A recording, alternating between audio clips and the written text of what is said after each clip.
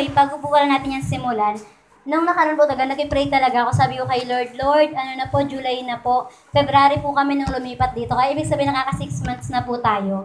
Tapos pinag-pray ko po kay Lord na, Lord, ayaw lang po namin na magkaroon kami. Yung parang magkaroon lang po tayo ng member. Kuwari, magparami lang po tayo. Ang gusto ko po talaga, personally, bilang galing po sa main church. Kasi anong kabataan nga po talaga ako. Hindi po, kami po talaga yung mga kabataan na talagang nung tinuruan po talaga kami, after naming maturuan nung kabataan namin, mula po nang naging Kristiyano po kami, lahat ng mga alam namin na hindi nakakalugod sa Diyos. Dati favorite ko po talaga yung, nawala, yung horror movie po talaga. Pero mula nalaman kong hindi yun sa Diyos, lahat po ng mga bagay na hindi po sa Diyos, talagang itinigil ko nga po. Kaya nag-pray din ako na, Lord, I pray din na kung paano kami naturuan ng kabataan kami, nawa ganun din po yung mai-apply ko nga po sa inyo. Yung parang kung ano yung naituro sa amin, nawa masabi ko po. Tapos lagi ko pong naiisip na, paano po tayo lalalim kung Sunday lang po talaga. Di ba meron nga pong katuruan, meron pong sinasabi yung great na preacher na sabi niya, ang Sunday po, normal yan. Po na kung Sunday lang po tayo attend, talagang hindi po talaga namin mababantayin yung spiritual na buhay nyo nga po, di ba? May tanong po kasi ako dito sa lesson natin na kung wari nga po, isipin nyo, sa buong araw nyo po, kung bibigyan po kayo ng daily schedule, ayan, kung meron po tayong daily schedule, isipin nyo po, ano po kaya yung mga pinaggagawa nyo sa araw-araw na yon? Dati po nung kabataan po ako, kung wari meron po akong journal, di ba po? Nilagay ko dyan 3 a.m., gigising ako ng madaling araw, mag-pray devotion ko na po yan hanggang 4. Tapos 5, maliligo na ako. Tapos 6, punta ng school. Tapos dire-diretso po yan hanggang hapon. Tapos doon po na monitor ano ba ang araw-araw ko pong ginagawa. At alam niyo po ang topic natin, the mystery of habits. Kasi po, madalas, kung ano daw po ang ginagawa natin, yun yung mangyayari sa'yo in the future. Kaya nga po, di ba, ngayon pa, tuturuan na natin ang bawat isa na kailangan matutunan po natin na dapat pala yung habit ko pala according sa kalooban po ng Panginoon. Kaya isipin niyo po, sa araw-araw, di ba? Kaya nga po yung Sunday talaga, minsan, di ba, yung mga preacher, nagamakaawa, magsimba naman kayo, please lang. Huwag na kayo umabsent kasi isang araw lang yung Sunday. Tapos, hindi pa namin alam kung ano pong ginagawa nyo ng Monday to Saturday. Pero ang ginagawa ko talaga bilang pastor, di ba po? Kami po, ang ginagawa talaga namin, pinag-pray namin, araw-araw na Lord, gabayan niyo po ito, nawa po ngayong araw, hindi naman po siya nagkakasala, nawa po gumagawa po siya ng kalooban niyo. Tapos kanina nga po, di ba, pinag-pray ko nga din na Lord, paano po lalalim? Parang nakakatuwa lang kasi may mga kumikilos talaga ang Panginoon. Kaya yung yung ginawa po natin, yung tinuro po ni Ate Mary na sabi niya, kung meron nag-speak in tongues, narinig niyo po yan kanina, di ba, kay Ate Shai, na ibig sabihin po kasi, kami po, ayun po talaga, ginagawa, pag di namin talaga alam gagawin namin, nag-speak in tongues po kami. Kasi ito yung sinasabi na, kaya nga po may tinuturo din sa atin ang mundo, di ba, na kung meron kang pangarap, huwag mong ingay, huwag mong ipagkalat sa kung kani-kanya, di ba, ay, bibili ako ng kotse next year. Kasi nga daw, pag pinost mo yan, maraming mga may mga, yung tatanggal epal, di ba po, yung mga kontrabida, na talaga, ay, maiinggit yun, ay, i-contradict niya yung pangarap mo po, di ba? Kaya ganun din po sa atin, kapag po talaga nag-pray tayo na Lord, galakasin niyo po ako sa inyo, Lord, gawin niyo po talaga kung malalim sa inyo, narinig po yan ng kaaway. Kaya alam niyo ang gagawin niya, pagka narinig niya po yan, ang gagawin niya talaga namang bibigyan kanya ng napakaraming problema. To the point, naiisipin mo pa, Lord, sabi ko po, palakasin niyo po ako, bakit ganito? Kaya ganun po, kaya pag nag-speak in tongues ka, ito po, sabi, it helps our life, di ba? Our body, ourself alone, di ba po? Na ibig sabihin, kapag nag-pray ka po talaga ng ganun, talagang dapat po maging habit talaga natin yan. Alam niyo po anong sabi ni Apostle Paul? Sabi niya, I thank the Lord. Sabi niya kasi, mas marami daw siyang mag-speak in tongues kaysa sa mga taong kasama niya doon. Kaya pag kayo po, di ba, pag natutunan po natin tong lahat, what a church, di ba? Parang yung glorious o parang yung joy na mararanasan nyo na kahit nasaan man kayo, at alam nyo yung sekreto na binigay po ng Panginoon. Isa yan sa mga sign po ng Holy Spirit. Kapag may Holy Spirit ka, pag hirap ka pong kumilos, hirap kang maniwala, hirap kang maglingkod ng magpatuloy sa Panginoon, si Holy Spirit, tulungan niya po tayo. Kaya ito nga pong the mystery of habits, ano daw po ang madalas nating ginagawa. Kaya misteryo talaga ang habit. Kaya nga po, di ba, kung anong pag makita ng bata, di ba, sakita natin, hindi siya kumikilos, sabi niya, ay nako, alam ko na ang future nyo. Di ba minsan may mga ganun pong tao na akala mo talaga, gets niya yung future ng batang yun. Baka ngayon lang yan, pero susunod. Pero tayo minsan may ganun daw po talaga. Kung ano ang lagi nating ginagawa, nagiging buhay natin na isa sa pamuhay na po natin. Kaya ngayon po, di ba, kung kanina, in-encourage ko kayo na maglagay po kayo ng mga, tinanong ko kayo ng schedule, di ba? Daily, lagay niyo po yun. Tinanong pa ng kwenta ginawa ko sa buong araw. Lalo na kung wala kang trabaho, wala kang ginagawa. Wala akong ginawa sa buong araw, kundi umaga kain, o cellphone, at tanghali kain, o cellphone, gabi kain, tas cellphone. Parang naisip mo, grabe, yun lang ba ang gusto ni Lord sa akin? Ang totoo, hindi po. Kaya ibig sabihin, di ba, tandaan natin kung ano ang lagi mong ginagawa, ayan ang gusto mong isapamuhay sa iyong buhay. Kaya po sabi nga po sa 2 Peter 2:19, pinapangako nila ang kalayaan sa mga hinihikayat nila. Ito po yung mga preacher nagsasabi na kayo po, lalaya po kayo, magiging ganito po kayo. At sabi po dyan, pero sila mismo ay mga alipin ng kasalanang magpapahamak sa kanila. Na ibig sabihin po, tinuturo na papalayain tayo ng Diyos. Pero sabi po, preach what you teach. Ibig sabihin, preach what you teach. At saka sabi po dito, sinasabi yung walk the talk din po. Ano yung sabi ng walk the talk? Kung anong sinasabi mo, isa pamuhay mo po. Di ba ang daming mga natitisod na mga tao ngayon na yung pastor na to, sabi, meron po kaming isang hindi ko na babagitin yung church na yon, di galing po daw po sila sa simbahan na yon. Tapos maya-maya nakarinig yung pastor ng tugs. Abay, sumasayaw. Kaya nagulat yung mga member na, pastor namin yun yung nasa sumasayaw daw po. Parang naisip natin, di ba, yung walk the talk na kung ano ang ipinapangaral mo sa mo, talagang ipamuhay mo po, di ba? Kung sabihin ko po sa inyo, maging mabait po kayo, mahinahon kayo, pero ako talak ng talak ako sa labas, di ba po? Ay, si pastor ang ingay, di ba? Hindi po yun nagiging totoo sa buhay ko. Ganun din po yung sinasabi dito na sinasabi nilang malaya kayo, pero personally sa buhay po nila hindi. Kaya tayo, pwede po natin pikein talaga ang pagiging Kristiyano natin. Alam niyo po, ang pagsisimba natin, hindi daw po tayo nagiging extraordinary people. Ano daw ang pinagkaiba natin kung isa ka lang sa mga nagisimba, pero pagdating mo ng bahay, ganun pa rin po ang buhay mo. Dapat ikaw po ay may bagong buhay. Kaya nga po, di ba yung preach ni Pastor, sobrang kailangan natin yung lahat, hindi lang po kayo, kahit po ako talagang sinasabi ko rin kay Lord na, Lord, bigyan niyo po ako ng bagong buhay, new start talaga sa'yo, di ba po? Tapos alam niyo po, mag-August na, di ba? Ibig sabihin sa August, 7th month na po tayo. Yung 7th po, yun na 7th na number, it represent perfectness. Di ba yung perfect tsaka fully, ibig sabihin kaayusan po talaga. Tapos yung August naman pong buwan, yung 8, sabi naman po, new beginning po yun. Kaya nawa sa August, di ba, magkaroon tayo ng faith goals na hindi na ako absent ng Sunday, mula Sunday ng first week, second week, third week, fourth week, kukumpletuhin ko to, ay hindi ko nagagawin yung mga ginagawa ko na hindi pala kalooban ni Lord. Parang lahat po yun, itry na nating baguhin po. At sabi rin po dito,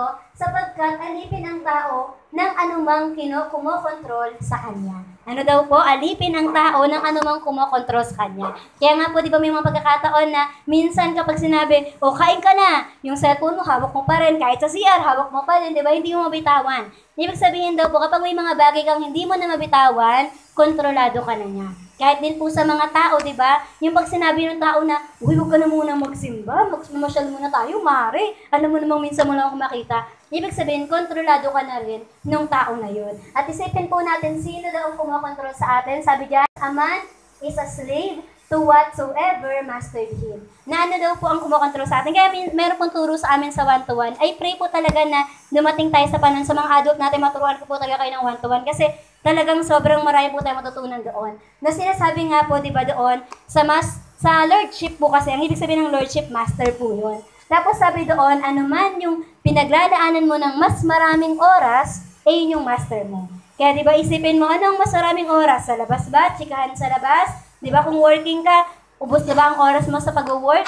Tapos pag uwi mo, wala pa rin ba doon kahit kaunting oras ang Panginoon? That means po, master mo na yung mga yon. Na ibig sabihin, kinokontrol ka na po ng mga bagay na yon. Naintindihan? Kaya po ngayon, tandaan natin na magkaroon po tayo ng kalayaan. Ang nagturo po nito, napanood ko po ito kay Dr. Olocoya. Alam niyo po, siya po yung preacher na talaga namang nagde-deliver ng mga tao. Lahat ng mga taong talaga namang meron possess ng kaaway. Lahat ng mga taong hindi kayang baguhin yung sarili nila. Sa sarili lang nila, talagang by the help of the Holy Spirit, sa mighty hand ni Lord, talagang natuturuan po yung mga tao na yun. Kaya ngayon, magkaroon po tayo ng declaration na to. Paki-next nga po, nakalagay po dyan, sabi dyan, basahin po natin, I cut the head of Goliath in Jesus' name. O yung may power, I cut the head of Goliath in Jesus' name. O ngayon, sinabi niyo pa lang po, kung hindi niyo po kilala si Goliath, siya po yung kaaway ni David.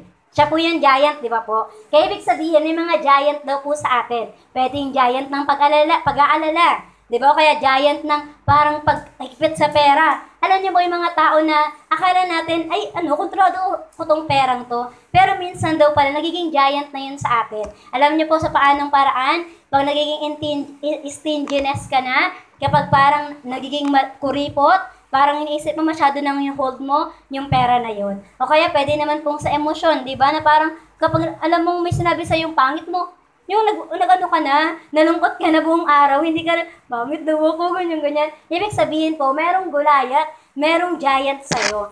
Ibig sabihin, kumokontrol ng kalayaan mo sana sa Panginoon. Pero ngayon, lahat po tayo, tatanggalin natin yung mga giant na yan na humahadlang sa ating pagpapala. Sabi po dito, may mga nagsasabi, malaya akong makagawa ng kahit ano. Ngunit ang sagot ko naman ay hindi lahat ng bagay ay nakakabuti. Ano daw po, malaya tayong gawin ang kahit ano, pero hindi lahat nakakabuti. Di ba lagi ko po talagang naaalala kapag may nagtatanong, bawal po bang uminom ng alak? Si Jesus nga po, gumawang alak. May mga ganun yung mga lasenggo na inaano si Jesus nga gumawang alak, tapos nagbabawalan nyo kami. Hindi po namin pinagbabawalan. Ito ang sagot ko. Sabi diyan, ngunit ang sabi niya, malaya akong makakagawa ng kahit ano. Ngunit ang sagot ko naman, ay hindi lahat ng bagay ay nakakabuti.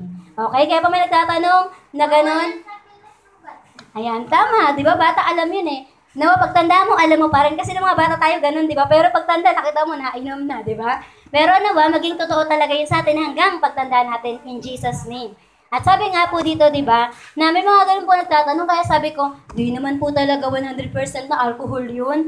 Ano lang po yun, grapes po talaga yun. Di ba? Nakakalasing po kasi talaga yung kahit po kayo ng maraming ganun, makikita nyo, parang high na ako ha. Kahit ano po, di ba? Kahit anong mga kainin nyo na, yung taba nga ng baboy, di ba? Talaga naman. Kaya kahit ano po na too much, talagang parang nakaka-groggy po talaga sa pakiramdam. Pero ang totoo po, wala talaga siyang dulot sa ating lahat. Ano lang po ang mga dulot? Kapag pag nakita mo nag-inom, bakit ka napatay? Nagdilim po yung paningin ko. Ay, lasing ka ba? O bakit ka nakasagasa? Yung pala, lasing. Yung mga ganun po. Lahat pwede mong gawin, pero hindi lahat ng bagay nakakabuti. Kaya sa mga bata ganun din, mas mababang mag-TikTok, yung sumasayaw na nakahubad dyan, sige gawin mo. Kung ayaw mo, gusto mo, nakakahiya ka, di ba? Kasi hindi naman ako yan. Pero hindi lahat ng bagay nakakabuti sa atin. Sabi pa nga yan, ngunit, hindi ako magpapaalipin sa anumang bagay. Kasi ang nangyayari, nagiging alipin ka ng mga yun. Yung hindi makontrol, yung mga bagay-bagay. Kaya nga po sabi dito, a person can come under the power of particular thing. Minsan daw po, nagiging under tayo ng mga bagay na iyon, mga simpleng bagay na akala natin, hindi naman. Kaya nga may mga gusto tayong mga i-review ko na mga bagay na, Lord, alisin mo po yung pagiging, madamot ko. Lord, alisin mo po yung pagiging, parang ang bilis ko pong magalit o magtampo. Yung mga ganun bagay, hindi naman po sa inaalis natin yung emotion ng bawat isa. Pero ang totoo, di ba, yung mga emotion, di ba, binigay yan ng Diyos sa atin para i-control natin. Hindi para tayo ang kontrolin niya. Di ba po, naalala niyo yung merong palabas, ano ba yun, yung may anger, may sadness, di ba, may joy,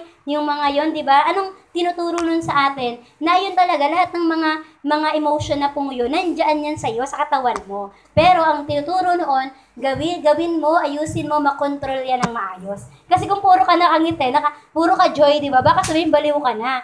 Namatay po si ganito, namatay siya. Ay, baliw na ang tawag doon. Pero kaya merong sadness na malungkot ka. Sabi nga po sa Bible makilungkot ka sa mga nalulungkot. Makigalak ka sa mga sumasayaw, di ba? O masaya. Kaya ganun din po sa atin. Ilagay mo sa tama yung bagay na yan. At sabi po dito, success is not an accident. Sino po dito ang gusto ng successful na life, di ba po? Sino dito gusto matagumpay ang buhay? Lahat tayo gusto natin yan, di ba po?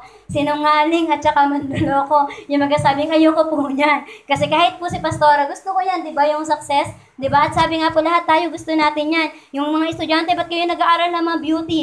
Ng mabuti, di ba? Para po makapagtrabaho ng magandang trabaho, di ba? Kaya ibig sabihin lahat tayo gusto natin ng success. O bakit nga nagtatrabaho ng maayos, ng marangal? Kasi gusto mo talagang umangat din talaga sa buhay. Di ba po? At sabi dito, ang success, hindi siya aksidente. Ibig sabihin po, talagang ganun din po sa habit natin. Hindi po biglang lumabas yan, ay bakit parang palamura na tong batang to? Hindi yan lumabas ng biglaan. Kundi sabi dyan, unti-unti, na ano mo na pala siya, naaalagaan mo pala siya. Unti-unti, nagagawa mo pala. Naiintindihan? Kaya ganun din po. At sinasabi nga po dito, ang mga successful na mga tao, meron silang successful habits. Sabi nung isa pong ng isang mahilig pong magturo ng about sa success, lagi yan sinasabi, isipin mo, ikaw humiga ka ng magdamag. Tapos yung isa magtrabaho ng magdamag. Sino sa palagay mo sa kanila ang aahon sa buhay? Siyempre, obviously, alam natin ang sagot. Siyempre, nagtrabaho, di ba po? Nagtrabaho siya, kaya aahon siya sa buhay. Sabi nga po, di ba, sinasabi sa Bible na huwag pakainin ang tamad. Sakit naman, di ba? Parang, Lord, wala na ba? Kaya nga sabi, di ba, magtrabaho ka, kailangan mo yon. Kaya may mga ganun po sa atin. Kaya ibig sabihin po, ano daw po, pansinin nyo ang mga habit ng mga successful na tao. Di ba po, sila yung mga porsigido, sila yung araw-araw, Kapag daw po ikaw, naghahanap kang trabaho araw-araw, punta sa ganito, lakad sa kung saan. Naalala ko po si Papa, alam niyo po, wala naman siyang sasakyan, pero nakarating siya ng Mindoro, ng Mindanao, di ba? Kabisikleta niya lang po. Sabi ko, ang galing naman, may dagat ba siyang yan? Basta may mga ganun po siyang napupuntahan na kung saan nakabisikleta. Na ibig sabihin lang po doon ko rin po na-realize, tsaka na-appreciate sila kasi kung hindi pala masipag din naman ang tatay namin, edi hindi kami nakagraduate lahat. Kaya sabi ko nga po sa inyo, di ba, praise God kasi graduate na ang aming bunsong babae tsaka bunsong lalaki. Di ba, wala na pong pinag-aaral, di ba, na parang isa rin yan sa magiging proud din po si Papa na ay, napagtapos niya po yung mga anak niya ng mga gantong bagay. Tapos doon ko po naisip na ang totoo kasi ang mga successful na tao, hindi po sila tumitigil sa kakagawa ng mga bagay na pwede po nilang ikasuccess. Di ba po? Wag po daw po tayong maging, at sabi diyan, at yung mga unsuccessful people has unsuccessful habits. Ano po ang mga mamaya makikita niyo po yung mga habits ng mga unsuccessful. Na ibig sabihin po kasi nito, na wag daw po tayong maging one tamad. Si one tamad, ano pong ginagawa? Ang tagal naman nahulog ng bunga na yan, di ba? Hantay hanggang bumuka bibig niya, tapos kung kailan mahuhulog, di daw po ganon. Di ba? Kailangan, kilos-kilos po tayo. Minsan, alam niyo po, mas daig pa daw po ng madiskarting tao, yung matalinong tao. Di ba po? Si Tito Dalmer, like kung narinig yan ng mga gantong bagay na mga ginagawa niya, ako maaga talaga ako kumikilos, ganito talaga. Totoo, ganun po talaga yun. Kaya magkaroon ka ng habits talaga na alam mong para sa Panginoon, ay para talagang ikakasuccess mo, tsaka para sa Panginoon po, hindi po tayo babayaan ng Diyos. Lagi niyo pong tandaan yung bagay na yan. At sabi nga po dito, what is habit? Ano po ba ang mga habit, lalo na sa mga bata na parang ano ba yung habit na yan? Ito po yung sinasabi, pag sinabing habit, ito po yung sabi diyan, something you do daily. Mga ginagawa mo araw-araw, ginagawa mo linggo-linggo, monthly, di ba, or yearly. Na ibig sabihin, sa buong buhay mo, nakikita. Di ba? Sabi nga, kayang mahusgahan ng tao the way kung paano siya umak. Di ba nga po, kahit sa kapitbahay, pag nakita niya yung ay, parang gabi lalabas yung kapitbahay namin. Sa umaga, tahimik naman. Ay, baka call center. Diba, minsan gano'n, kala niyo mo kung sasabihin ko, no? Tapos, ayan, kaya may mga gano'n. Kaya ibig sabihin, ayun po kung ano yung ginagawa niya, nalalaman, di ba? Well, makikita mo, lagi nagpo-post si Tita Ruth, di ba? Ay, talaga naman, pag nagka-budget po kayo dyan, ha, penge, ay, nandiyan ka na po. Kaya i-heart po natin, di ba? Kaya ayun, di ba? Kasi malalaman, ay, paano ba na ginagawa niya sa araw-araw? Pero hindi naman po laging gano'n, ha? Kasi minsan sinasabi sa Facebook kung ano nakita nila, ay, nahusgahan niya na yung tao, di ba? Minsan may mga secret din po sila. Kaya sa bahay, di naman pinupost, di naman pinapakita. Pero may mga taong sa bahay mo, kilala ka, di ba? Alam po ang ginagawa mo. At sabi po dito, it is something you repeat over and over again in a similar identical way. Na ito araw-araw tuwing alas 6 ng umaga, lumalabas yan sa bahay niya, tapos nagbabiyahe. O baka pang umaga yung pasok niya, di ba? May mga ganun po. Tapos sabi rin dito, it is a pattern, sabi niya, of behavior acquired by frequent repetition. Ibig sabihin ng habit, yung lagi-lagi mo pong ginagawa. So sabi dito, it is a customary action. Ito nga daw yung sabi doon, yung nakikita na ginagawa mo. At sinasabi diyan, sa next na po itong binabasa ko, sabi diyan, a routine behavior repeated regularly and occurs unconsciously. Ito na yung sabi po unconsciously, yan po yung sinasabi na yung nagagawa mo na pala siya, pero di mo napapansin. Kung wari, lagi mo na po kasing, minsan yung mga taong lagi nagsasabi ng praise the Lord, Dahil lagi na po nilang sinasabi yung praise the Lord. Kahit kung wala nagulat siya, na-shock siya, napapasabi siya ng praise the Lord. Pero kung yung alam niyo po yung mga action natin, na kaya yung mga mannerism, o kaya expression, di ba, yung, ay pala ka, di ba, biglang na, ano, ganyan. Meron pa nga nakakatakot yung mga expression, di ba? Pero pag ikaw po, di ba, pag ikaw, Kristiyano ka na, parang, dati hindi ka naman nagsasabi niyan, di ba, dati konting gulat sa'yo, napapamura ka, pero naging Kristiyano ka, ang naging habit mo na, ay, praise the Lord, amen, di ba? May mga tao gano'n. Kaya yun po yung mga papansin nating habit. Kaya kung tanongin niyo po, ako ano na ba yung madalas kung hindi niyo po napapansin, pwede po kayong magtanong sa katabi niyo, sa mga anak, sa mga asawa, mga kapatid, di ba? Ano na ba yung madalas kong ginagawa na napapansin mo? Kasi sabi nga, nagagawa natin to unconsciously. At sunod po, habitual behaviors sometimes go unnoticed. Ito rin po yung sinasabing, hindi mo na napapansin, nagagawa mo na pala. Diba? Na parang, ay, giging ganito na pala ako. Tapos isipin mo, saan ba nagsimula to? Kaya kanina, dinestroy, tsaka kinat na natin yon. At sabi po dito, it is a learned behavior. Pwede rin naman mga natutunan ng behavior.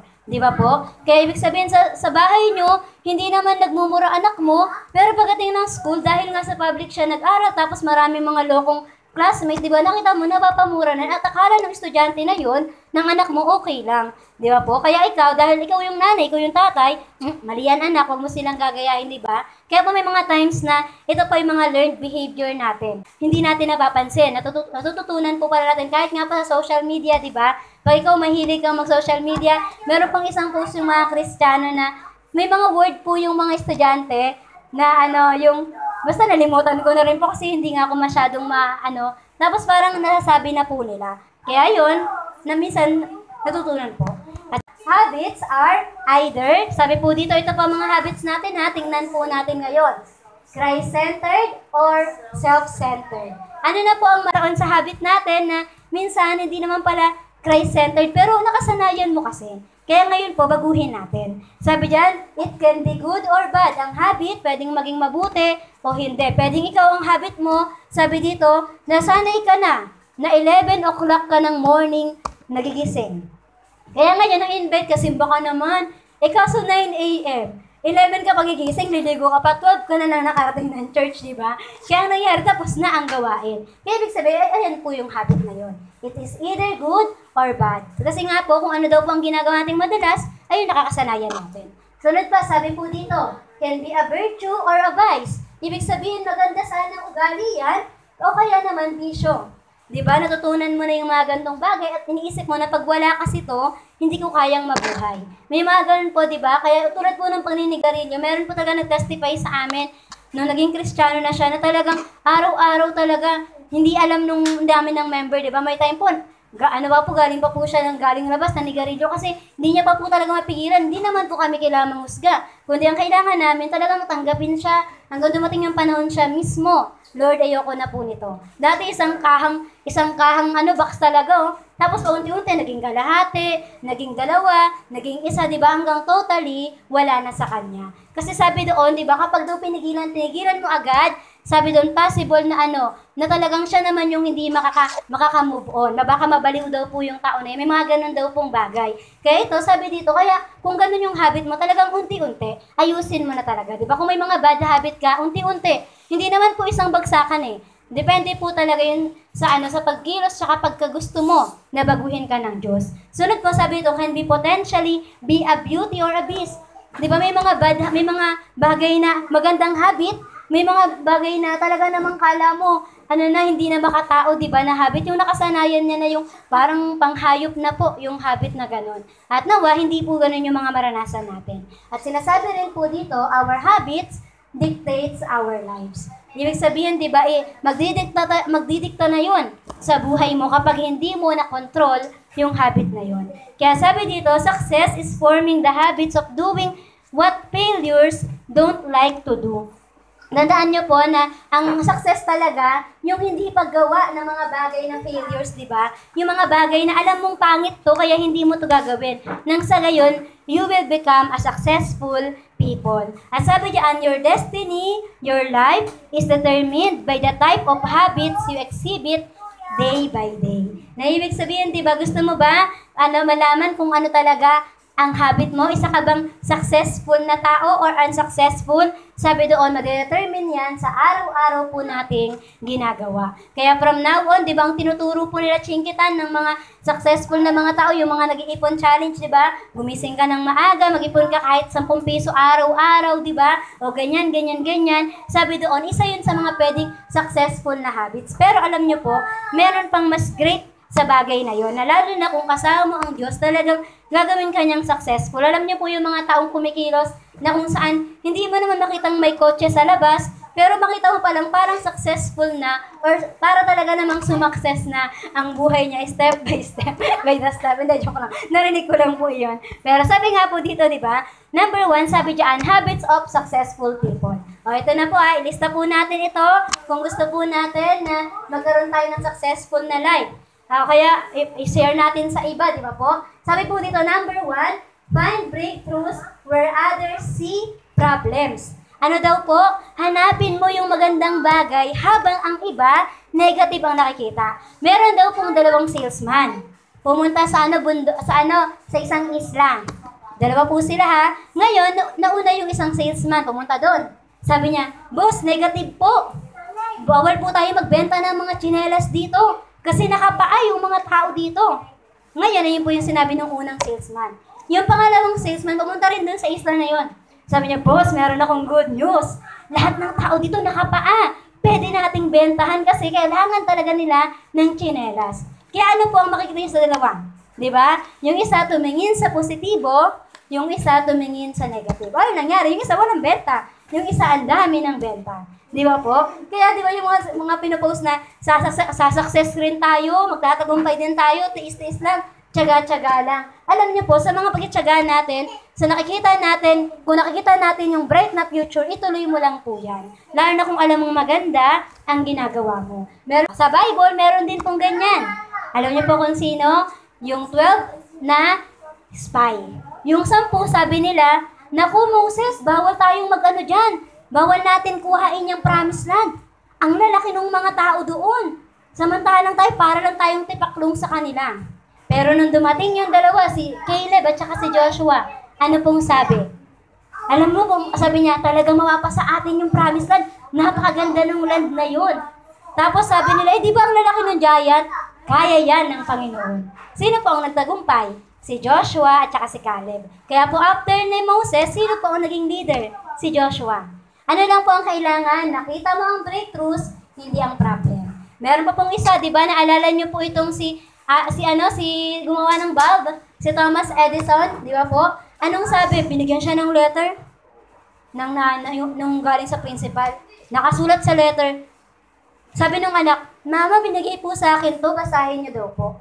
Eh di ngayon, ang nangyari, ay di nakita, nabasa. Tapos umiyak yung nanay. Tapos sabi nung anak, Ma, ano pong nakalagay? Alam niyo po kung ano nakalagay? Sabi nung nanay, nakalagay dito, sobrang talino mo daw, kaya sa bahay na lang kita tuturuan. Kaya alam niyo po, si Thomas Edison, sa loob-loob niya, ang galing kong bata. Kaya alam niyo, nakapag po siya, naging scientist nga po siya, di ba? Pero alam niyo po, dumating ang panahon, namatay na ang magulang niya, nakita niyo yung papel na binigay ng principal dun sa school. Sabi niya, meron pong autism ang anak niyo, kaya hindi po siya pasok sa school. O sa palagay niyo, kung sinabi yun ng nanay sa kanya, nung bata pa lang siya, sa palagay niyo, magiging proud siya sa sarili niya. Di ba hindi po? Sa totoo, sabi niya, hindi pala ako marunong. Pero kung tayo lagay na sinasabi yung bagay na breakthroughs, di ba, o magandang bagay, nagiging maayos po. Kaya ang successful na tao positibo, palagi. Pangalawa, they are hardworking. Ibig sabihin ng hardworking, katulad po ng turo sa Bible, maging katulad ka ng langgam na sa tag-araw nag-iipon, pero para sa pagtag-ulan na, marami siyang kakainin. Kaya ibig sabihin, ngayon pa lang, di ba, na kung hardworking ka talaga, ang sipag mo talaga, sabi nga po, di ba, yung daig pa talaga ng mga matatalino, yung mga hardworking na mga tao, kasi yung hardworking, ang dami niyang diskarte sa buhay, di ba po? Mayroon nga akong nakita, sabi niya, bakit graduate siya ng 4 years, pero nagkaroon lang siya ng store. Alam niyo po kung ano sabi niya? Yung store niya, 1,000 to 1,500 kinikita niya a day. Pero yung isang empleyado lamang, 600 o 500 lang a day. At sabi niya po, ano pa daw po? hawak niya pa oras niya. Tanghali lang po ako natitinda hanggang alas 5 lang. Hindi ko po pinapagod sarili ko. Pero kumikita siya ng 1,000 to 1,500. Ano po kasi ang meron? Hardworking, nag-iisip ng bagay na ano yung pinaka mas maganda, tsaka nagsisipag. Di ba po? Unlike sa mga, ay, dapat ano kami.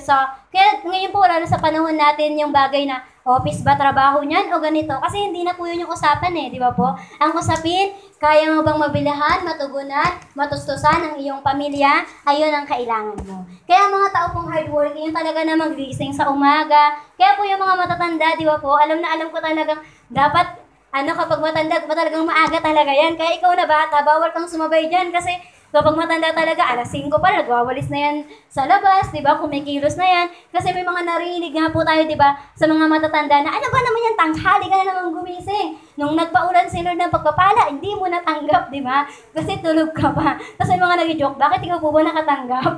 Pero may nag-joke ng ganun, di ba? Pero totoo talaga. Kasi yung mga hardworking po talaga, mapapansin po talaga natin, umuunlad po talaga sila sa buhay. Sunod po, not controlled or limited by fear. Ang mga talagang successful na tao, hindi yan sumusuko. Hindi yan natatakot na harapin yung gagawin sa buhay, di ba? Na kung saan kung dito parang disyerto yung lugar na to Doon pa sa disyerto, doon pa siya nakakuha ng pag-asa. Di ba po? Kaya sabi dito, tandaan natin palagi na huwag kang matakot. Huwag kang matakot harapin yung bukas. Huwag kang matakot mag-try. Kung wari, parang itong trabahong to, bago to sa akin. Huwag kang matakot na itry mo yan. Di ba? Ang isipin mo, kasama ko ang Diyos, ano man ang aking gawin. At kung ito ay kalooban ng Panginoon, pagpapalain niya ito. Kaya ngayon, isipin niyo yung mga ganun pong bagay. Sunod po, number 4, always strive to maximize their potential. Ibig sabihin po ng i-maximize yung potential niya, ito lang ang bagay na kaya niya. Pero talaga naman, nagtatry pa siya ng iba. Na kung saan talagang ito ang talent mo, pagkanta ba ang talent mo, di ba? Umawit ka. Tapos talaga namang hayaan mo ma-maximize yun, magamit mo yun for the glory of the Lord. Di ba po? Yun yung gawin nating lahat. Sunod po, number 5, have a sense of destiny which make them care about how they live their lives. Ano po ang ginagawa nila? They care about how they live their lives. Kung ano ang nandyan, ayun po ang gagawin nila. Alam niyo po dati hindi naman uso ang gasol. Pero bakit nakapagluto? Kasi nung unang panahon, yung mga ancient people naman, kaya naman talaga sa bato magluto, gumawa ng apoy kiss-kiss, di ba? Nung kami, Girl Scout, tagal-tagal nga po, inip na inip po kami kasi nasanay kami sa gasol, di ba? Ganun lang sa amin, tagal-tagal. Pero, dahil nga po sa tiyaga, nagkaroon po, di ba? Kung ano ang meron, dun ka mamuhay. Sabi nga po, start what you have. Kaya po sa church natin, hindi mo pwedeng, wala naman yung aircon sa church, di mo na ako yung magsisimba. Start what you have. Maging faithful ka lang dyan, di ba po? So, ganun din po sa bahay natin, sa anumang merong ginagawa natin, kung binigyan ka, parang maging mabuti daw po tayong alipin, na nung binigyan ng 10 minas ng 5 minas pala yung isang alipin, dinoble niya. Kung ano ang hawak niya, dinoble niya yon. Hindi yung 20 lang tong pera ko, paano ako magnenegosyo? May narinig nga po ko, di ba, yung mga kangkong chips na yan, yung mga ganito, yung mga nag-fishbowl dati, 100 lang daw po yung sa bahay lang nila. Pero nagkaroon siya ng stall, di ba? Ano ba naman yung mga simpleng tsatsagain mo lang? At sabi rin po sa amin, ang business talaga, may mga times na matatalo ka talaga dyan, talagang malulugi ka, pero try and try, hindi until you die, until you succeed, di ba? Na mag-succeed po tayong lahat. Ganon din po sa pag-share ng Word of God, may mga hindi naman po talaga makikinig sa amin, pero try and try until sila din, may mga taong may nakikinig naman, andyan nga po kayo, di ba? May mga taong gusto naman talagang makinig ng salita ng Diyos, ganon po, lagay niyo pong tandaan yung bagay na yon. At sabi po dito, dapat magkaroon ka talaga ng sense of destiny. Kung ang destiny mo, mapunta ng langit, ano daw po ang ginagawa ng mga taong makalangit? Umaawit sa Diyos, nagbabasa ng Bible, nananalangin, di ba? Nagsisimba, ayun ang destiny mo. Pero kung gusto mo, ang destiny mo pala ay mapuntang impyerno, di mag-inom ka, magbabae, lahat ng kasalanan gawin mo, di ba? At sabi nga, kahit doing nothing, gawin mo. Kahit wala kang gawin pala, mapupunta ka pa ng impyerno. Pero kasi, ayun daw po, ano ang destiny mo? Ganun lang daw po ang titingnan mo. At sunod, sabi rin dito, innovate instead of imitate. Ano po ibig sabihin ng innovate? Talaga namang magsimula ka. Simulan mo yung mga pagkakataon na alam niyo po dati, hindi pa uso ilaw. Ay dati lang, yung light bulb, magkanda po ang gawa nun sa fluorescent, di ba? Yung light bulb, di ba, ginawa po yun ni Thomas Edison. Pero yung fluorescent, di ba, ginawa po yun ng Pinoy, di ba? Kaya ibig sabihin, mag-innovate ka, do something new. Di ba po? Alam niyo po yung ate ko, makwento ko lang po sa inyo. Dati po, dahil hindi naman po kami mayaman, di ba? Ano rin kami, ano lang, laging sapat na ang budget. Kaya alam niyo po, pag may mga project, ang ginagawa niya po talaga, pag may assignment o kaya may mga gagawing project, sabihin niya, gagawin kita, bayaran mo na lang ako. Kaya ang nangyayari, yung ginagawa, yung mapera niyang classmate, di ba, binibigay nila sa kanya yung bayad, at the same time, parehas sila, di ba, nakagawa ng project, siya kumita pa siya, may pambaon siya, araw-araw. Ibig sabihin ng innovate, do something new. Huwag lang yung laging gaya ng gaya, di ba po, yung imitate ng ganito, ay, uso pala dito sa stainless steel, magbenta ng fishball, pag-ibenta nga rin ako. Di ba, hindi ganun. Kung ano yung wala doon, ayun bang wala dito yung binibenta nila, ayun yung ibenta mo, di ba? O kaya ayun ang gawin mo, something nakakaiba, di ba po? At sabi rin po dito, ano pa, highly focus. Alam po ang focus. Ang mga taong successful, alam ang focus niya. Focus-oriented po siya. Hanggat hindi ko nakukuha ang goal ko, hindi ako titigil. Ang goal ko, magkaroon ako ng restaurant. Kaya ngayon, magkakarinderya ako, 2 lang muna putahe. O tuloy lang, luto ng luto, araw-araw, di ba po? At saka, sabihin talaga namang doon ang focus niya kasi po. Hindi yung, ay, makapagluto, ay, hindi kumita. Sige, mag-store na lang ako. Ay, hindi pa rin, hindi po ganun. Kaya alam mo talaga kung ano talaga yung gusto mo. Kaya nga po sa pagtatrabaho, di ba, may mga pagkakataon na minsan ang course natin, di naman yun yung gusto natin, doon tayo napunta. Pero yung pagkakataon pala na si Lord pala, ito pala yung gusto niyang gawin sa'yo, di ba po? Tapos yung mga pagkakataon na, kaya nga sabi sa amin, kung saan ka masayang ginagawa mo, kahit sa ministry sa church, may mga napipilitan po sa ngayon, di ba? Pero di ba, pag dumating ang panahon na marami na tayo, di ba? Kung saan po yung gusto niyo talagang gawin, ano kayang matutulong po sa church na alam kong masaya akong gawin yun, ayan po yung gawin niyo. Okay po? At sunod po, sabi dito, do not procrastinate. Ibig sabihin ng procrastinate, wag na po tayong tamarin. Alam niyo po yung mga manyana habits. Anak, bili ka ng betchin. Ay, pwede ba yung betchin? Bili ka ng magic sarap. Sabi, di ba? Ay, mamaya na po, mama. Di ba? Yung mga procrastinate na yun na, sabi ng teacher, gawin nyo tong assignment na to. Ang basahan ay sa August 5. Aba naman, ay ano pa lang ngayon, 27 pa lang hindi mo ginagawa, di ba? Sa August 4, ng gabi pa, ma, meron po kayo papasa na po bukas. Di ba? Parang gusto kang batukan ng nanay mo. Ano ba naman yan, nak? Ang tagal-tagal na. May mga ganun po kasi yung bata. Kung kailan gabi, saka gagawin. Talaga naman, at pagpupuyatan ka, alam mo ang sipag. Ang totoo, tinatamad kasing gawin ng mga nakaraan. Hindi po habit yan ng successful na tao. Ang successful na tao, sabi ni teacher, nitong July 27, sinabi gawin namin to sa August 5 ang basahan. Ngayon pa lang July 27, ginagawa mo na unti-unti, di ba? Para sa hindi mo marinig yung word na cramming. Sa mga estudyante narinig yung cramming po kami ngayon, parang gusto mo sabihin, naku, tamad ka lang, di mo lang ginawa na nakaraan. Di ba po? Kasi ang totoong successful na tao, ginagawa agad. Pag may assignment, gawa agad yan. Pag may may dapat gawin, bakit ang kailangan maglinis ngayon, hindi pa bukas. Yung hugasin, ngayon na rin, kita mo andyan yung hugasan, di ba? Alam mo, uuri pa ba yan dyan? Ano ba bang gagawin? Kaya po, do not procrastinate. Sunod po, number 9, sila po ay mga good learners and teachable. Alam niyo po, sila talaga yung laging aral ng aral eh. Mapapansin niyo po sa mga taong naging successful, hindi yan tumitigil mag-aral, di ba po? Talagang kung teacher yan, mag-masteral pa yan, mag-doctoral pa yan, di ba? Hanggang maging principal ng mga principal ba siya, di ba? Ibig sabihin talaga kasi ang mga taong successful, hindi lang po natitigil yan sa pagbabasa, ay sa pag-graduate ng college.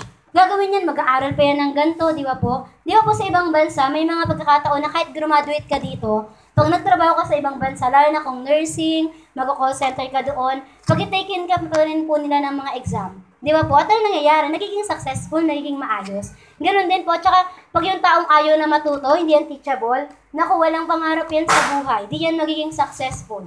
Kaya tandaan po natin, maging teachable po tayong palagi. At sunod po, sabi dito, formulate goals and plans. Ibig sabihin ng formulate, katulad po nung sinabi ko sa inyo, kaya nung tinuruan kami ng mga bata kami na magkaroon po kami ng daily activities, kahit paglaki nyo po, ngayong matatanda na po kayo, ganun po gawin nyo sa mga buhay nyo po, di ba? O sa umaga, sikusin ko yung anak ko, sa gantong oras, magbabasa kong Bible, pag nasa school na sila, o ganyan-ganyan. Kasi nga po, pag meron kang formula, meron kang pattern, meron kang goals and plans, mangyayari po yun. Sa church, yun din po kami. May mga goals and plans din talaga kami. Sa ngayon, hindi pa mailagay yung mga nakaschedule po dyan na sana ikaw opening prayer, ikaw po ang closing prayer, di ba? Pero dati ang time, I hope and praise about yan sa atin, mailagay po natin. Kasi hindi natin, kasi hindi umattend ng Sunday. Kaya minsan hindi ko pa mailagay. Pero kapag nakita ko talaga, ay, ito talaga, umulan, bumagyo, di ba? Umaraw, may sunog man sa ganyan. Ano mang mangyari, nandyan yan. Magkakaroon na po tayong schedule in Jesus' name. Di ba po? Pero may mga goals po talaga tayo sa church na bibili tayo ng ganito, bibili tayo ng ganyan. At sa mga bahay niyo, magkaroon din po kayo ng ganon. Di ba? Yung mga goals niyo po na, ito plano namin, di ba? Hindi naman daw po masamang gumawa ng mga plano. Pero lagi po nating ipag-pray kay Lord, di ba? Kaya nga po may verse sa Bible na, if the Lord's, will. Di ba? If the Lord's will, pupunta po kami Boracay next month. Kapag po kalooban ni Lord, napunta po kami ganyan. Pwede naman mag-enjoy sa mga ganong bagay. Hindi naman po kayo may inggit, sasama na lang po kami. Na-joke lang po. Sama nyo na lang po kami pag may ganun ha. Pero yun nga po, magkaroon po talaga tayo ng mga goals and plans. 11 po, sabi diyan, generous and kind. Ang totoo talagang mga successful na tao, generous yan. Bigay, di ba? Hindi, tago, lahat daw po. Kung kayo nakapatago ng tago, nawawala, di ba po? Kung kayo naman po ay pinagdamot, nawawala. Pero pag bigay ka ng bigay, anong sabi? It is more blessed to give than to receive. At lalo na po yung mga taong kind. Alam mo kung talaga namang ang napakabuti mong tao, di ba? Talaga namang meron sa iyong kukuha, di ba? Kung ay, talagang i-refer ka, may kilala po ako, napakasipag po nito, napakabait po niyan. Kaya pag ikaw nag-resign ka sa isang trabaho, di ba? Mag-aagawan yung ibang mga sa iyo, tawag sa kanila? Employer? Ayan, di ba? Na yung sabihin talaga namang, ito po, kilala ko po yan. Maging ganun daw po tayo, talagang maging mabuti ka. Kasi daw po ang tinitingnan sa atin? Character, di ba? Attitude talaga. Di ba po? Kahit sa church, ganun din po kung tayo ito magmalditahan tayong lahat. Baka po iwan nyo na ako dito. Di nagsimba, balak nga sa buhay ko. Di ba? Baka mag-iwanan na po tayo dito. Kaya, daw po, maging generous and kind. Kapag kailangan, magbigay tayo. Kapag talaga namang ngitian, pasayahin, encourage, di ba po? At sunod po, number 12, sabi diyan, embrace change.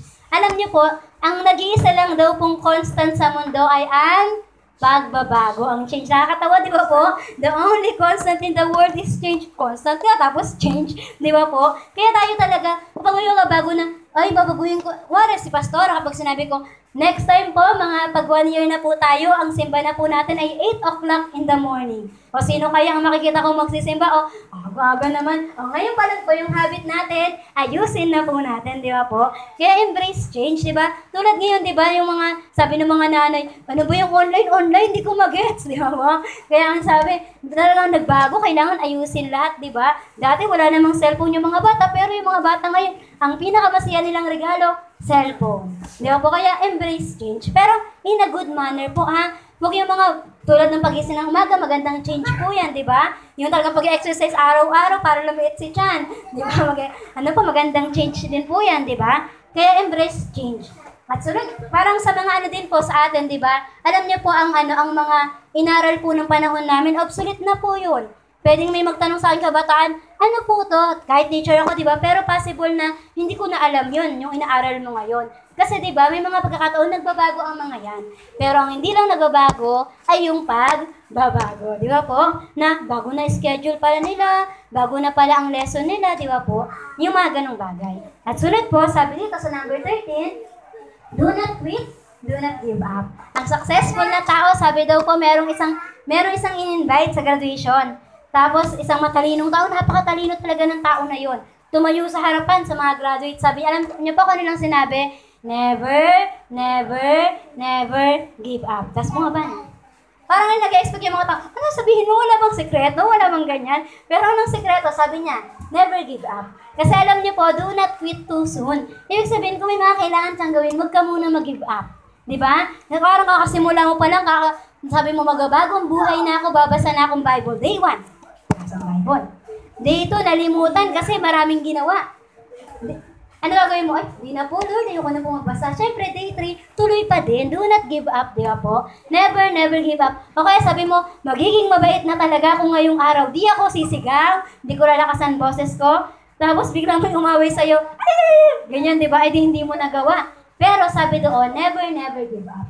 Ibig sabihin, tuloy lang ng tuloy hanggang makamtan mo yung gusto mong gawin. Alam niyo po ang New Year's resolution, ang pinaka-best way talaga dyan is yung hindi lang New Year's resolution, kundi pagbabago from glory to glory. Katulong ang Diyos. Di ba po kasama natin si Lord sa bagay niyo. At sunod po, number 14 pa na. Finish whatever they start. Tapusin mo yung sinimulan mo. Alam niyo po ang pinakamagandang kasama, yung tinatapos, yung sinimulan. Kaya po nung nag-anniversary, di ba, ng 11th year, nakita niyo po ano pong ginawa ni Pastora Mer. Di ba, ito po yung mga kasama namin ng first year anib, ito po yung second anniversary, ito po, nag-pandemic kami, pero andyan pa rin sila. Di ba po, sabi doon, finish what you have started. Na ibig sabihin ko, sabi nga, wag daw po tayong maging ningas kugol. Yung ang galing mo lang sa umpisa, galing, talented, ganyan-ganyan, first quarter. Pagdating ng second quarter, wala na. Di ba? Wag daw po ganun. Kasi ano daw po ang pinakamaganda? Ano po ang sabi ni Lord na awardan niya? Sabi doon yung tapat hanggang wakas po. Alam nyo, kahit nagsimula po tayo ng parang dati, parang mushroom ako, kabute, yung sisimba sa araw na ganito, pero hindi. O kaya, magiging masipag, susunod hindi, okay lang daw po yun. Pero ang mahalaga, ano yung tatapusin mo? Di ba po? Tapusin mo. Kung dito ka nagsimula sa church, di ba? Tapusin mo na nasa church ka pa din. Kung ano yung pag-aaral mo, simulan mo, tapusin mo hanggang makagraduate ka. Ganun po talaga. Wag po tayong lagi na lang, yung sabi, naging masteral, ay naging bahay na yung school. Kasi first year, nag-eduk. Second year, nag-criminology. Third year, nag-homicide, di ba? Lahat na lang. Ay, lahat yan, napasok ko, di ba? Pero may tinapos ka ba? Wala po. Di ba? Ang hirap ng ganon. Kaya po may tanong sa akin, would you rather, sabi, marami kang alam na marami kang alam na bagay, pero basic lang, o meron kang isang basic na meron kang isang alam, pero talagang master na master mo yun. Sa palagay nyo, anong kukuhain nyo doon? Di ba? Ang tawag doon, ang goal-oriented na tao, focus-oriented na tao, syempre yung isa lang. Yung alam mong ito, the best to, kaya ko itong gawin. Tulad po ni Catherine Kuhlman, alam niyo po kung anong sinabi niya? Sabi niya, araw-araw na pag-preach niya, laging salvation na po tinuturo niya. Ibig sabihin, lagi, araw-araw, same tao, same na lugar, pero salvation lang. Pero hindi daw po, sabi doon, never na, pinahiya siya ng Holy Spirit. Araw-araw, kumikilos ang Diyos sa buhay niya. Kaya nga po, di ba, hindi mo pa alam ang Bible, i-share mo paano ka nagsimula, ano natutunan mo sa church, i-share mo lang na i-share, di ba? Kasi sabi doon, magiging, mo rin yun, na matatapos mo rin yun, gaganda rin yun, magiging perfect mo rin yung mga bagay na yun, di ba po? Kasi totoo, ganun din naman po kami, hindi naman talaga, dati hindi po ganito kabilis ako magsalita. Kung tutusin talaga, pwede nyo po, dati ng kabataan ko, laging sasabi, volume, lakasan mo, ayusin, kasi pag-asa ako, nanginginig pa po ako, pero ngayon, di ba, binibilis ako na, para din niya maintindihan, hindi ako nabuwa. Ngayon, nagiging normal, kasi nga po, lagi mo nang ginagawa. Hindi po kakamarites ko kasi pag mag-isa naman po ako, tahimik lang talaga ako. Dito lang po ako maingay, sa pulpito. Okay po? At sunod po, ito po ang habits naman ng mga unsuccessful na tao. O kanina, naisip nyo, ganun ba kayo? O, nandito po tayo. Pero in Jesus' name, i-break natin yan lahat. Una, sabi po dyan, refuse changes. Ayaw ng pagbabago. Ay, ano po yun? Alas 8 ang simba. Pastor, alas 10 na lang po ulit. Diba? Ayaw na pagbabago. Ayan po yung mga ayaw maging successful. Paano po sa work, diba? Pag binigay sa'yo, itong marketing. Pero ngayon, sa sales ka na lang. Ay, magkaparas ba yun? O isa ba yun? O, basta yun. Ganun ka na lang. O, hindi mo ba tatanggapin? Ay, ayoko po niyan. Kasi mahirap. Pero diba, yung mga successful pong tao, anong ginagawa nila? Mula sa maliit na bagay, pataas. Talaga naman, ginugoal nilang makuha po yun. At sabi po dito, pangalawa, see problems, never the solution. Lagi ang malaki sa kanila problema, ay wala po kasi akong pera, hindi po siguro ako makakapagtrabaho, ay wala po kasi akong ganito, ganyan-ganyan. Huwag po natin yung nakita. Ang makita natin, yung solution po. Okay po? Sunod. Kasi may mga nagkwento naman, 100 lang pera, pero nagka-business. Di ba, i-try nyo po, test natin. Mag-i-business na ako dyan sa labas. Ay, joke lang po. Hindi ko pwedeng gawin. Next, pangatlo sabi dyan, are easily discouraged. Yung nagbenta, ano po kaming kilala, nagbenta po sila ng pares ba o lugaw. Unang araw pa lang. Tapos, ang dami na gas, dami luto, dami pagod.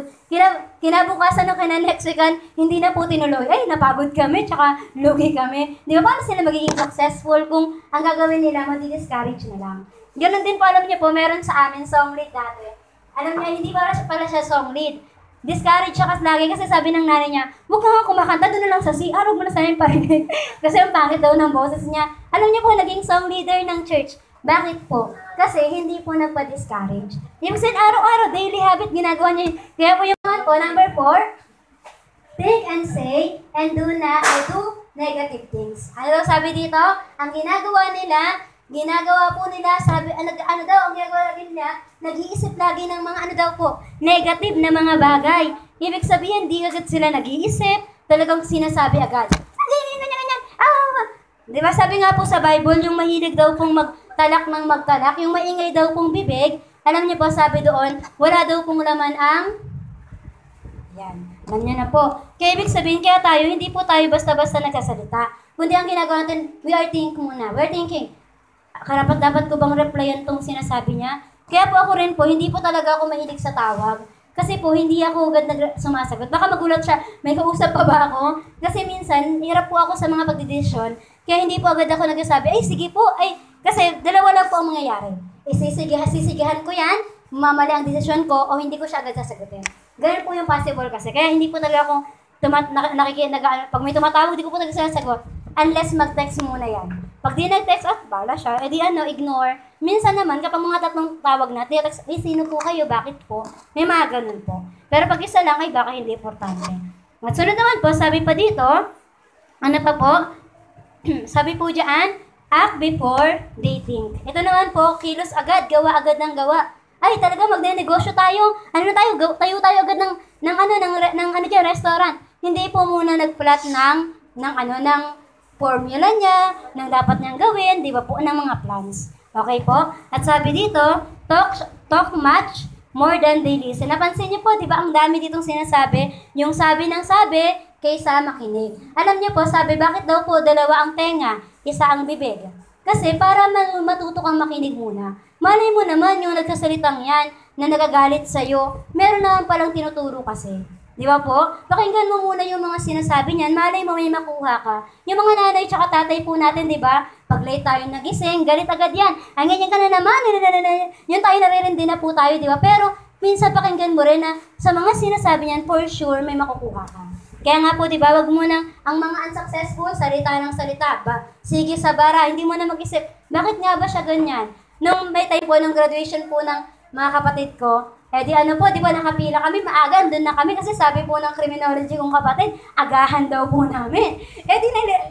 Lahat ng mga maaga, di ba, inip na, kaya pa kami alas 10, di ba, ganyan. Pagpasok po, nakapila kami, maayos. Nung abay man naman, nakompleto na po yung mga bandang dulo, may pinaupo dun sa unahan. Tapos alam niyo po ang ginawa ng isang babae, kanina pa kami dito, bakit naman po ganyan. Tapos alam niyo po, lumabas ng isang professor, sabi niya, para po matuloy, na lang po tayo, tahimik na lang, ganyan. Kasi kanina pa kami, dapat na doon kami sa unahan. Tapos alam niyo po, may mga reaction yung mga tao, dalhin niyo sa stage para tumahimik. Di ba po? Pero yung iba, tahimik lang. Ano po ang ibig sabihin yun? Na ibig sabihin, tahimik ka lang sa panahon na may nag-iingay, may nagumagawa ng kaguluhan, di ba? Kasi isipin mo, ano ang matututunan ko sa bagay na to? At after nun, saka magsalita. Ito pala ang dapat gawin. Ganun po ang successful na tao. Pero pag unsuccessful, sige sa bara, sige sa salita. At sunod po, pito, try to bring others down. Ano daw po ginagawa? Ang gusto laging ginagawa nila, pinapahiya nila yung iba. Gusto nila masira yung iba, gusto nila pangit yung imahe ng iba. Ganun po ang mga unsuccessful. Alam niyo po yung mga empleyado na sinisiraan yung kapwa niya empleyado. Akala niya po tataas yung ranggo niya. Pero ang totoo, di ba, sinisira niya lang yung imahe niya po. Kaya mga unsuccessful na tao, laging gusto po nila magkaroon ng crab mentality. Ano po yung mga crab? Di ba, hinihila pa ba yung mga nagiging successful? Dapat wag daw po tayo maging ganyan kasi hindi yan ugali ng successful na tao. Sunod po, sabi dito, pang-8, waste time.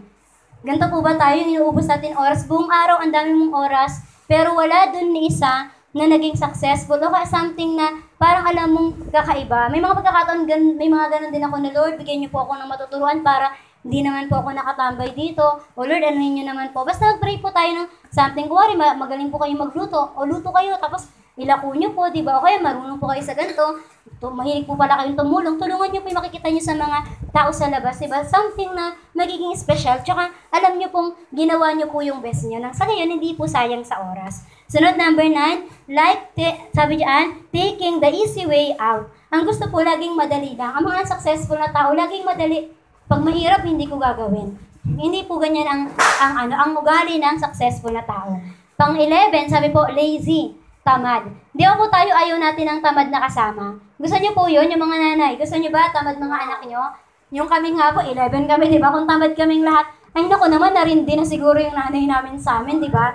Kaya po, sabi ko talaga sa kanila, grade 1, sabi ko po sa pamangkin ko, grade 1 pa na ako, nagsasaing na ako. Ano ba yan? Kaya inaasar ko po siya kasi grade 2 na siya, parang hatid sundo pa, baby, kasi iba nga po ang generation ngayon, di ba? Parang sabi ko, nung grade 1 ako, namamalansya na ako, naglalaba. Di ba? Kasi bata pa lang po kami, talagang tinuro yun sa amin. Kasi ang hirap naman po talagang kasama yung tamad na tao, di ba? Alam natin, naku, wala tayong pangarap sa buhay kung pare-parehas tayong tamad dito. Kaya maging ang successful na tao, talagang they do something, di ba? Kaya po ang matatanda, di ba, parang para sa kanila, pag nawalan sila ng ginagawa, feeling nila magkakasakit sila. Ganun po si Papa dati, yung parang biglang sabi, huwag ka na magtrabaho kasi tumatanda ka na. Parang feeling niya daw magkakasakit siya, kaya nagtatanim siya, nagbebenta, nagbabahay-bay, nilalako yung mga binibenta niya, di ba? Ganun, gawa po tayo ng something na pwede po natin gawin. At yung gusto natin gawin po. At sunod, number 12, hate working in a team. Ang mga unsuccessful ayaw na makipag-kilos o gumawa kasama yung mga tao, di ba po? Na kayo ko na ito mag-isa. Pero sabi nga dito, kailangan mo talaga ng tulong. Ano pong sabi ng Bible? 2 are better than 1. Di ba po ang walis, kapag po ba minalis natin yung isang tingting, nakakawalis po ba yon? Di ba hindi? Ayan po ang halimbawa na dapat teamwork. Ganon din po tayo sa church, teamwork, di ba? Kung siya kumakanta, o ikaw tumugtog, o ikaw naman yung magluto, ikaw naman yung magganto, di ba? Kaya, thank you, praise God sa mga nagsasabi, ay ako na po magluluto, di ba, yung mga ganyan. Kaya parang malaking tulong po yan. We work on a team kasi successful po tayong mga tao. At sunod po, number 13, poor learners and unteachable. Ang mga unsuccessful, ayaw nang matutunan yung mga bagong bagay, di ba po? Na ibig sabihin talaga namang, ay, wag mo na ako turuan, kaya ko na to. Yung mga ganun. Kasi, hindi po sila uunlad. Kaya po tayo, di ba, nakikibagay tayo na 13, hang around destiny, sinking friends. Ang ginagawa, di ba? Anong ginagawa nila? Yung sila yung mga taong ang gusto nilang gawin talaga, yung hindi ka makaunlarin. Uy, sabay-sabay tayong tamarin dito. Uy, friends, mag-inuman lang tayo, mag-cutting tayo. Ganon daw po yung mga unsuccessful na mga tao. Ibig sabihin, nangahawa pa ng katamaran, ng mga bagay na kung wala kang pangarap, ako meron. May mga ganun po ako dati nung estudyante ako na may mga kaibigan talaga kung hindi ko, dahil tahimik po ako, hindi nila alam kung gusto ko sila o hindi.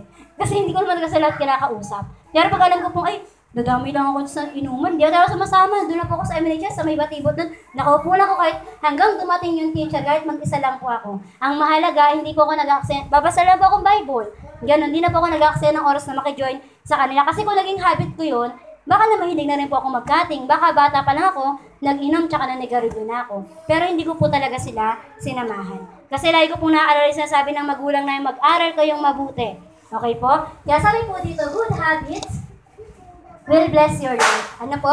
Good habits will bless your life. Pero ang bad habits will harm your life. Kaya, from now on, magkaroon po tayo ng mga gandang habits. Bibilisan na po natin kasi anong oras na. Sabi pa po dito, stopping bad habits can cause discomfort. Tandaan niyo po yan ha. May mga pagkakataon na may mga bad habits po tayong ginagawa, nagigising tayo. Wari, sanay kang gumising ng alas 11 ng umaga. Talagang feeling mo, ay, ano ba yan? Parang antok pa ako kasi alas 6 gising na ako. May mga ganun po tayong pakiramdam. Pero, masasanay din daw po ang katawan natin. Sunod, habits can be, sabi po dyan, physical.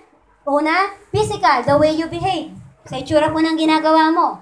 Pangalawa, sabi po mental, ito naman po yung way you think, kung paano ka po mag-isip. At pangatlo, sabi niya spiritual, kung paano nyo po i-handle ang mga spiritual nyong buhay. Ibig sabihin, ano ang ginagawa mo sa inyong spiritual na pamumuhay. At ito po, sunod-sunod na po ito, bibilisan ko na. Sabi niya, ang habits daw po, it takes 21 days to form a habit. Ano daw po, para maging magawa mo yan palagi, tandaan nyo, 21 days. First day, ito muna gagawin mo. Second day, ito gagawin mo. Third day, hanggang mag-21. Tapos makikita nyo po, after 21 days, kung wari, 21 beses mo na yung ginawa, alam nyo po, makakasanayan mo na. Kung wari, mag-devotion ka ng umaga, 21 days mong ginawa, sunod-sunod, makakasanayan mo. Sunod po, a bad habit never disappeared. Tandaan niyo po, ang bad habit daw po, hindi basta-basta nag-disappear ha, kaya kailangan ikaw ang kumilos. Sunod, sabi diyan, ayun, miraculously, you have to undo it. At sunod po, if habits are not restricted, kung sa palagay mo, hindi naman talaga siya restricted, they will soon become a necessity. Naisipin mo, bad habit talaga yun, pero kasi hindi mo ni-restrict, hindi mo kasi binawalan sarili mo, tinuloy-tuloy mo, magiging kala mo, pangangailangan mo na yun. Pero ang totoo, hindi po pala. Sunod dito, in life, habits are the best of servants and worst of master. Ano daw po? Best of servant yan kung magandang habit po yan. Di ba po? Pero worst of master. Ibig sabihin, sisirain yan ang buhay mo. Nasabi rin po dito, marriage is a case of two people agreeing to stop their habits. Parang marriage daw po ang habit, di ba? Na ibig sabihin, mag-agree ka at yung ginagawa mo nang sa gayon, matigilan mo na yun. Okay po? At sunod, we are all creatures of habits. Ha? Talaga tayo, may mga kanya-kanyang habits tayo. Meron pa po tayong hobbies, di ba? Ano ang hilig mo, di ba? At sabi po dito, lahat tayo ginawa sa bagay na yon. Pero, dapat tandaan natin, it is a good habit dapat. The secret of to your future lies in your daily habits. Di ba po? Malalaman, ay, itong batang to, dahil ang sipag nito, talagang alam ko magiging maganda ang future niyan. Di ba po? At sabi dito, ito pa po, may tanong. Will my habits today help to achieve my destiny? Ano po ang ginagawa natin? O ngayon ha, from now on, pag-uwi nyo ng bahay, di ba po? Monday to Sunday, ilagay nyo po yung mga schedule nyo. Makikita nyo doon. Ma-achieve mo pang destiny mo? Talaga magagawa mo ba talaga yon? O pang sarili mo, parang alam mong wala, nag-aaksaya ka lang ng oras. At syempre, hindi lang po yun yung tuturo ko sa inyo. Ito po ang mga traits ng mga bad habits. Susunod-sunurin lang po natin yan, nawa, I gets nyo naman po. Una yung sinful thoughts. Yung maduming isip, talagang gusto laging gumawa ng marumi. Ayun po ang bad habits. Laging galit. Di ba po? Nakakasira po yan ng puso natin. Sabi dyan, materialism. Puro na lang habol sa pera, habol sa gamit. Bad habits din po yan. Lalo na kung wala ang Diyos diyan. Sunod po, arrogance. Talagang pagiging mayabang. Criticism. Walang ibang ginawa. Kakritik sa mga tao. Di ba po? Sunod, disrespect. Hindi man lang marunong gumalang o rumispeto. Sunod po, envy, pagkainggit, bad habits din po yun. Huwag po tayo mainggit. Alam niyo po, tinuruan kami ng magandang inggit. Ang magandang inggit po, ito yung bagay na, ay, lumalalim na siya kay Lord ah. Dapat ganoon din po ako. Ay, next in line, ganoon po yung gagawin. Hindi yung maiinggit ka na, sana masira. Yung inggit mo na parang gusto mo sirain po ang buhay mo. Sunod po, sarcasm. Yung OA sa OA po, di ba? Huwag daw po tayong ganoon. Sunod, fear, yung matatakotin. Kasi sabi kanina, di ba, ang mga successful na tao, hindi natatakot, gumawa ng something na bago. Stubbornness, yung talaga namang antigas ng ulo, di ba? Yung hindi mo masabihin, anak, magbago ka naman, ay talaga, antigas ng ulo. Bad habits na po yun. Yung hindi mo na mapagsabihan. Sabi daw po, tayo, kapag may bad habits tayo, ibig sabihin, yung anti-stubbornness na yun, alam niyo po yung unrepentant heart, yung may ginagawa ka talagang mali, narinig mong sinabi na yun sa preaching, pero naisip mo, ay, hindi naman siguro to ganun kasama. Ganun na daw po yun. Kaya magkaroon ka ng repentant heart. Sunod, greed. Yung antakaw naman talaga, swapang, di ba po? Gluttony, di ba? Kain ng kain. Kakakain ng kain na naman, di ba? Laki na ng tiyan, di ba po? At sunod, sabi dyan, jealousy. Jealousy, yung jealousy nga po, di ba? Yung bawal po yung selos ng selos. As kadabot tayo, ganyan. Unforgiveness, worry, tsaka lust. Lahat po yan mga bad habits. Kaya kung may ganyan po tayo, i-remove natin yan sa mga buhay po natin. At sabi ito, what is the way out to bad habits? Ano naman po ang mga way out? Ito po ang tuturo natin sa inyo. Number 1, surrender your life to Jesus. Lord, nahihirapan po talaga kung gawin tong mga pangit kong ginagawa. Alam niyo, kung nalalaman niyo pong bad habits yun, kung alam niyo wala namang katuturan, kung alam niyo wala namang pagbabago sa buhay niyo, kahit ang sarili niyo, hindi naman siya nakakatulong sa inyo, bad habits na po yun. Okay po? Kaya ang gagawin natin, i-surrender natin kay Lord. Kasi siya ang tanging makakatulong po sa atin. Pangalawa, call on God to help you. Lagi mo sabihin na, Lord, tulungan niyo po ako.